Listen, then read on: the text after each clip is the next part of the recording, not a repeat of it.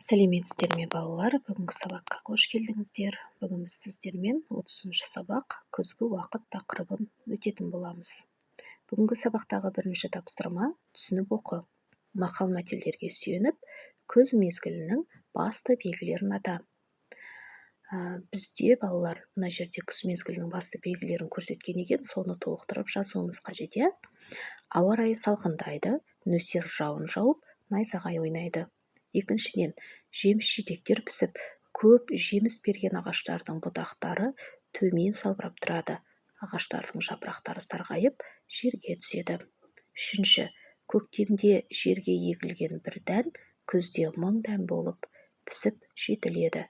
Егін жиналып, жеміс-жидектерді тереді. Мінекей балалар, бұл белгілердің барлығы бізде күз мезгілінің басталғандығын білдіреді.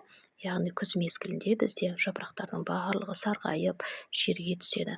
Айнала сап-сары алтынға теңеледі. Және де күн салқындайды, жиі жаңбыр жауатын болады.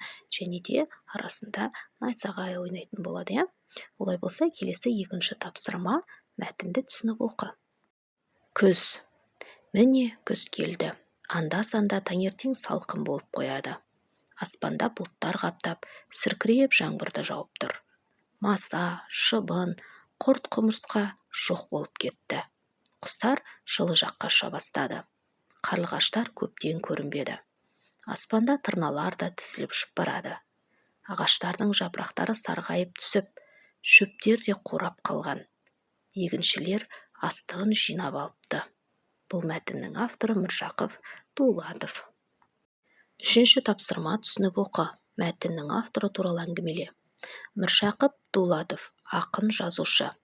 1885 жылы дүниеге келіп, 1935 жылы дүниеден озған.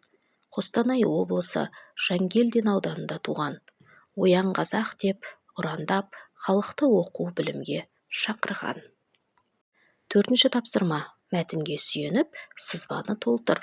Күз мезгілі туралы әңгімеле. Балалар, күзде жаңбыр сіркіреп жауады. Жәндіктер жоқ болып кетеді. Ал құстар жылы жаққа ұшып кетеді. Ағаштар жапырақтары сарғайып түседі. Және де балалар, күзде елдің барлығы, яғни адамдардың барлығы астықтарын жинап, еңбектенеді екен. Бесінші тапсырма. Күз тақырыбына өлең құрастыр. Күз келді. Күз келді, алтын нұр алып, жапырақ жерге таралып, салқын лебесті желменен табиғат кетті оралып. Құстар да кетті тізіліп, жылы жақ іздеп түз ұшып, ауылда егін жиналып, қоймаға түсті мол ырыс. Осымен балалар, біздің бүгінгі сабағымыз аяқталды. Келесі жаңа сабақта кездескенше сау саламатта болыңыздар.